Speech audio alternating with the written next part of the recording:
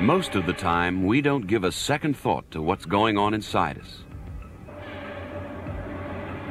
Even a familiar organ like the heart beats away unnoticed, except for occasional moments when it suddenly springs to our attention.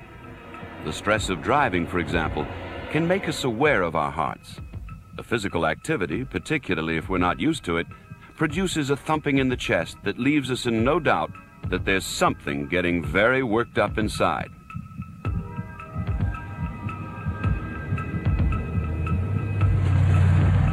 Hi, it's $2. Thank you. The heart is the source of power for the body's delivery system. Everything we do depends on regular supplies of food and oxygen to all parts of the body. If those deliveries stop, so do we. Thank you and enjoy your stay.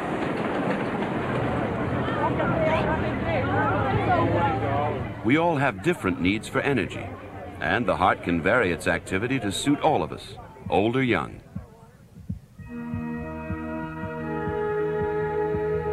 The heart is at the beginning and the end of the blood's journey around the body. It's part of a cycle that sends blood off to all our muscles and other organs and brings it back to be renewed and refreshed.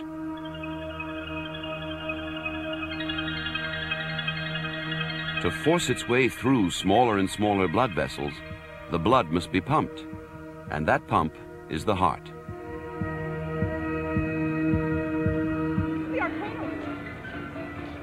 Hey, we're hungry. Look up here. We're hungry? Yeah. Balloons. During this family's day out at an amusement park, we'll see how many different activities depend on the heart and produce a reaction in it. We'll see how it ticks over at a steady rate when we're taking things easy, and then suddenly doubles or triples its rate when we're active or excited.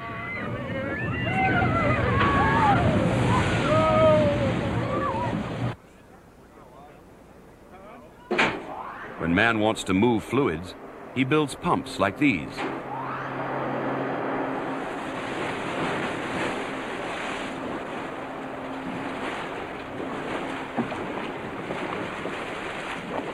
The pumps on this water ride have to lift 12,000 gallons of water every minute.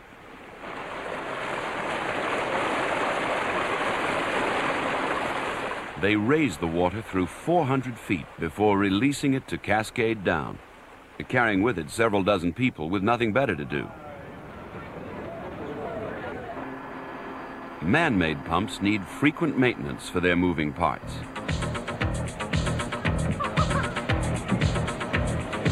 But the human pump has very few components and usually manages to keep going for 70 years or so. During an average lifetime, it will beat 3 billion times.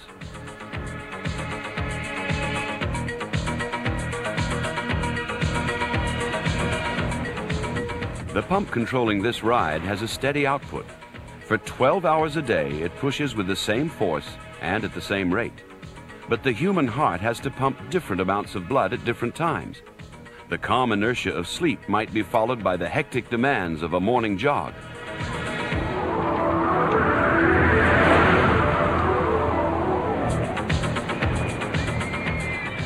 To cope with these variations, the heart changes just two simple factors: the rate at which it beats and the strength of its contractions.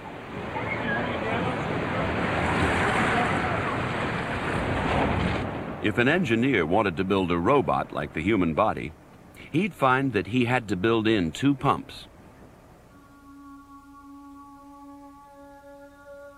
He'd start with the fact that oxygen from the air has to mix in with the blood in the lungs.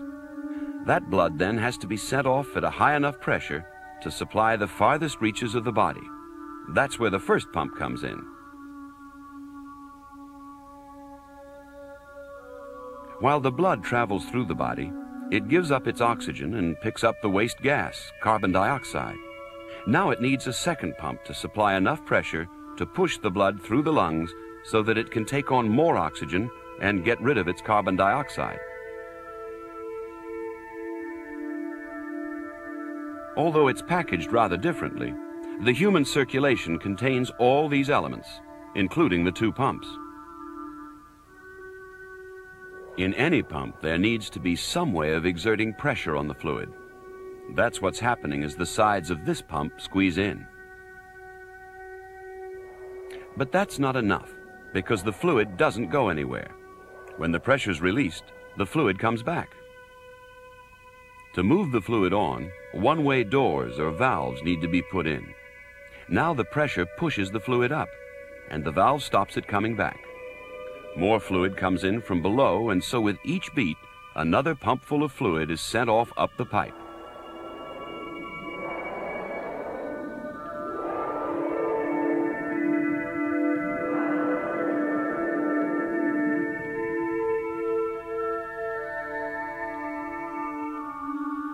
In the human body, the two pumps nestle next to each other, forming one organ, the heart.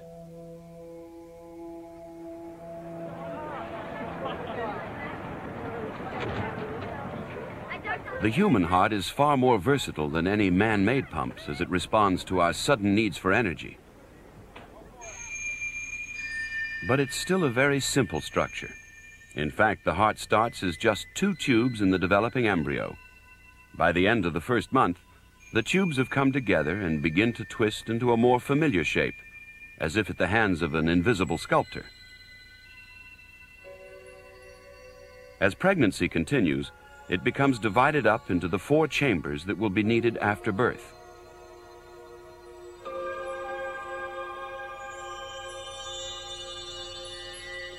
Within 6 or 7 weeks of conception, the cells that make up the fetal heart have started to beat.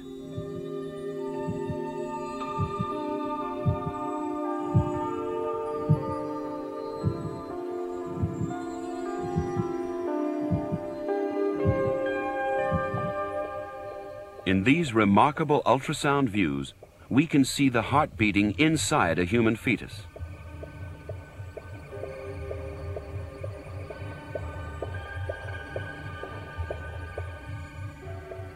And in this view, we can even see inside the fetus's heart as the valves open and close in the center of the screen.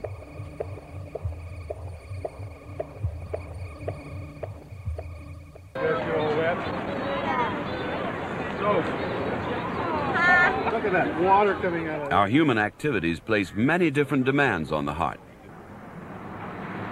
In the circulation of the blood, the force of the heart and the rate at which it beats can change from moment to moment to send blood to where it's needed and at the right pressure and speed. The beat of his heart at the beginning of this ride expels a load of blood that will take about a minute to travel round his body and back again to his heart, about as long as the ride itself takes. Oh, no. No, don't go over there. On its journey round his body, the blood will be continually changing speed as the blood vessels widen or become narrower.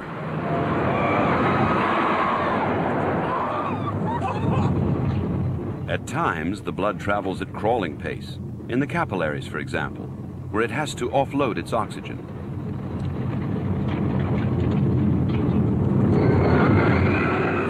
At other times, the blood travels as fast as 3 feet a second or more along the main arteries, and within a minute, 1 heartbeat of blood has returned to the heart and lungs so that the carbon dioxide can be breathed out.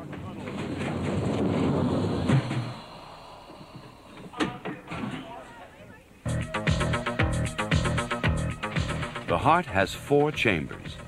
On one side, blood enters the top chamber from the lungs.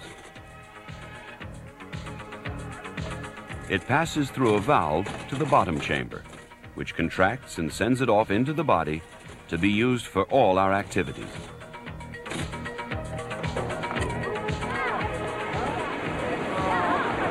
No ice cream, no. Bye. After the blood has been all round the body, it returns to the other side of the heart. Now it's bluer because it's lost its oxygen. It'll enter the top chamber, travel through the valve to the lower chamber, and that'll send it through another valve up to the lungs. There's a solid wall between the two halves, showing that the heart really is 2 pumps that beat as one.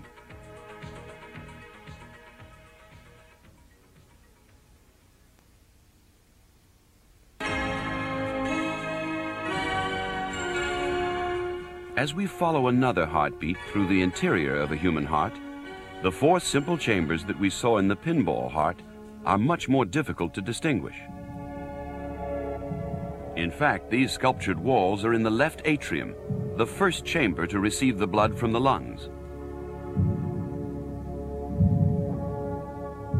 The columns of muscle are bundles of fibers that pull the walls of the chamber together so that they can push the blood towards a valve leading to the next chamber, the left ventricle. This valve is pushed open as the atrium contracts, and as we can see from the other side, it closes again with each beat to prevent the blood flowing backwards as the pressure builds up. Here, in the left ventricle, the heart muscle generates the greatest amount of force because it has to produce the pressure that sends the blood all around the body.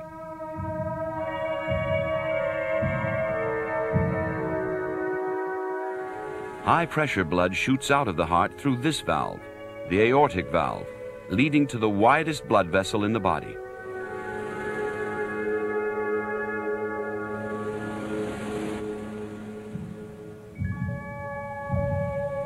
From now on, the blood will travel in several different directions, along the arteries that lead to the head and the arms, and further on to the legs. On the way, some of it will be diverted through passages opening off the main artery to flow through organs like the liver and kidneys.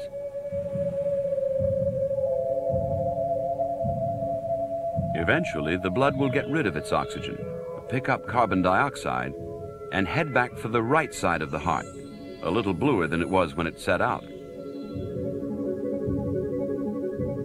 The job of the heart is done with just 3 types of component. There are the valves, 4 of them, thin flaps of tissue that open and close millions of times without fatigue. Then there's the heart muscle, which provides the force to push blood through the valves. It's the valves that produce the familiar sound of the heartbeat by generating waves of turbulence in the blood each time they close. The regular rhythm of the heartbeat is actually a property of the muscle itself. If a few heart muscle cells are separated out, they will beat on their own until they run out of oxygen or food. But in fact, the muscle cells don't all beat at once when they're in the heart. They need an external conductor to coordinate their timing. This is the 3rd basic component, the pacemaker, a small node of tissue in the top of the heart.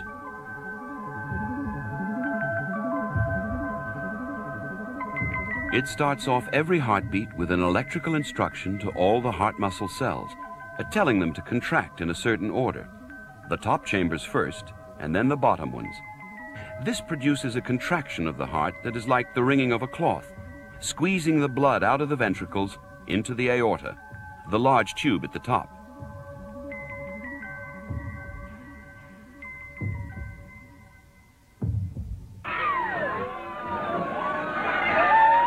It's the pacemaker that sets the heart rate. When life is ticking over at a gentle pace, the beat is as regular as clockwork at about 65 to 70 times a minute.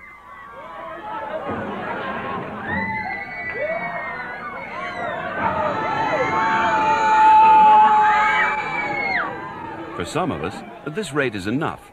We may lead a life which on the whole does not have periods of exertion or excitement. But there are times when the heart beats faster. Sometimes it's when we need more blood to supply our muscles with the extra energy. At other times, the heart rate goes up just at the thought of such exertion.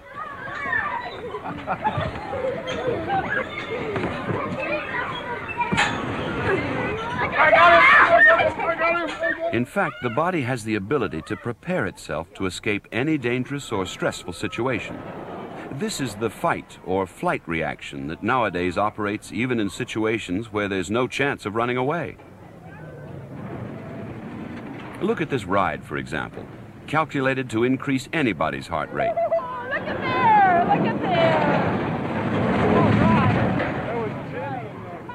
As they sit expectantly in their seat, they're not being at all energetic. And yet, in a moment, their hearts will beat as fast as an athlete's or weightlifter's at peak activity.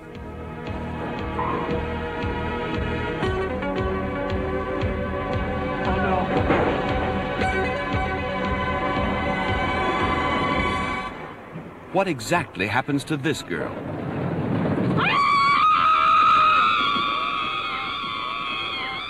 The heart's increased activity starts with her eyes and brain. She knows what's going to happen, and her primitive instincts tell her it might be dangerous. The brain sends a nerve message to her adrenal glands, and they release the hormone, adrenaline, which increases the heart rate. There are also nerves running down from the brain to the heart, which act like a brake or an accelerator on the heart rate.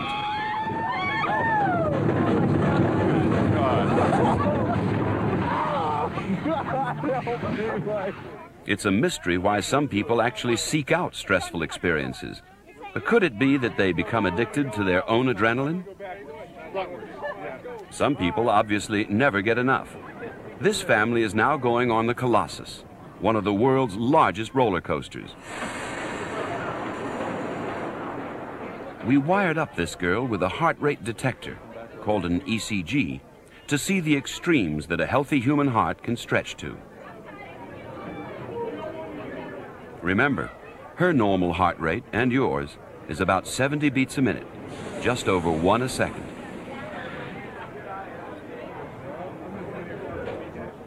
Already, just getting into the car puts her heart rate up to 90. Every two riders, pass around you and your partner, and then push forward and back on that black pad, safety bar. We are cleared for dispatch. Stand clear. Enjoy your ride on the clock.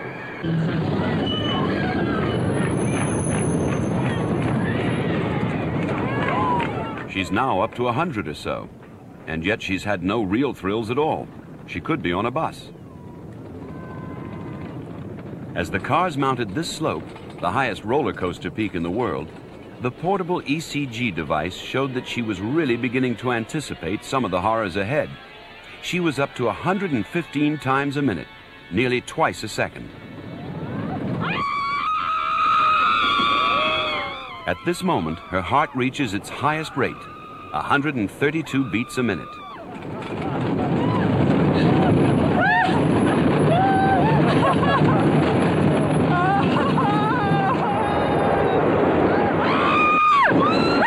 It's a 60-mile-an-hour ride at its fastest, and 3 times the force of gravity at the bottom of the slopes.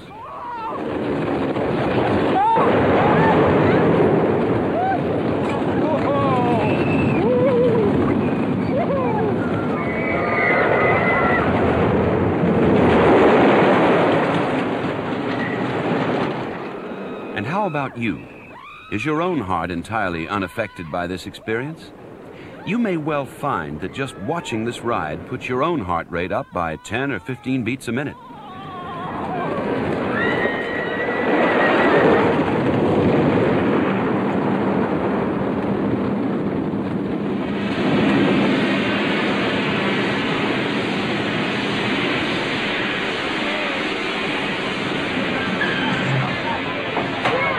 Welcome back. Exit to your right, away from the ground, and thank you for riding Colossus.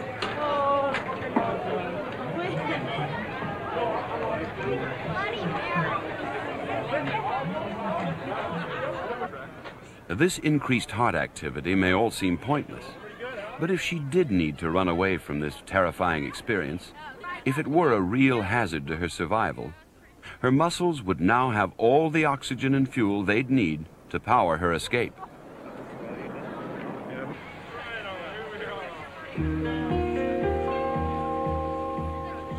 This family's hearts haven't suffered by the exciting experiences of a day at the amusement park. Most human hearts are more than capable of keeping pace with the needs of human activity, however extreme.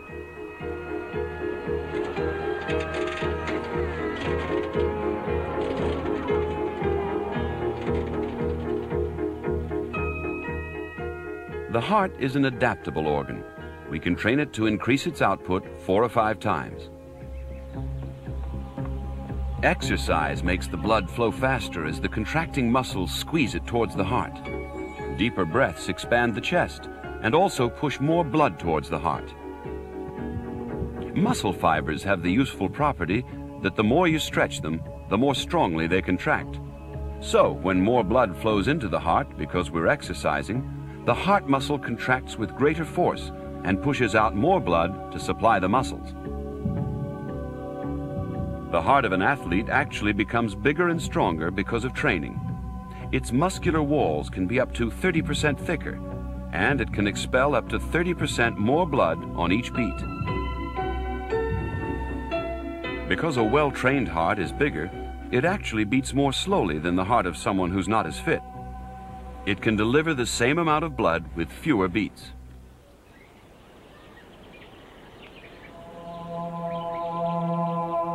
While the heart is supplying the energy needs of the rest of the body, it also needs energy itself to keep going.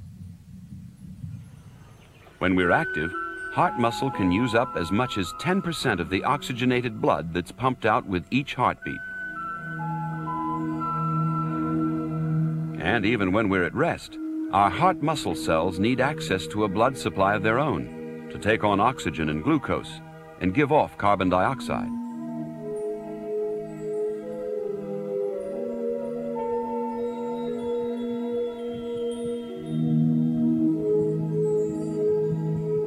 Embedded in the walls of the heart is one of the most efficient parts of the body's circulation. This is a cast of coronary arteries, the heart's own blood supply. They divide and redivide to bring blood to every heart cell. These are probably the most talked about arteries in the human body.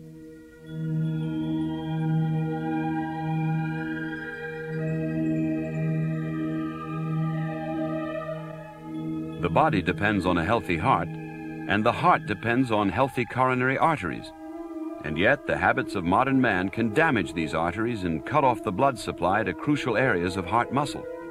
Fats in the blood or an increased tendency for the blood to clot can both lead to these arteries becoming narrowed or blocked.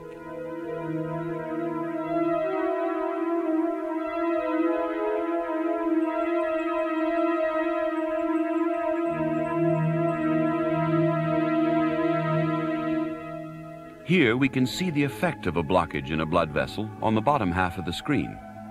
Blood coming from the bottom right-hand corner pushes against the obstacle.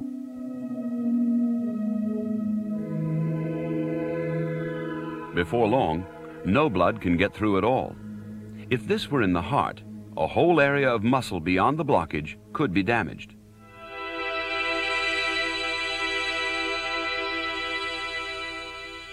As the suffocated heart muscle cells tried to keep working, they would produce the pain of angina.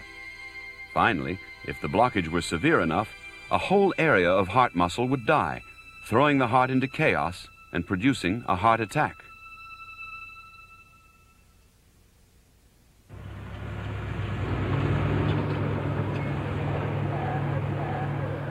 After a day at the amusement park, the intimate details of how the heart works are not likely to be in the forefront of anyone's mind. It's time for some serious eating to replace the energy they've used up enjoying themselves. A hearty meal to be followed perhaps by a rich dessert.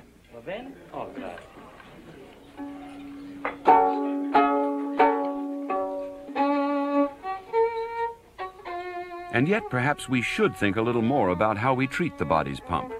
We don't help our arteries by filling our blood with fats or damaging their walls by smoking.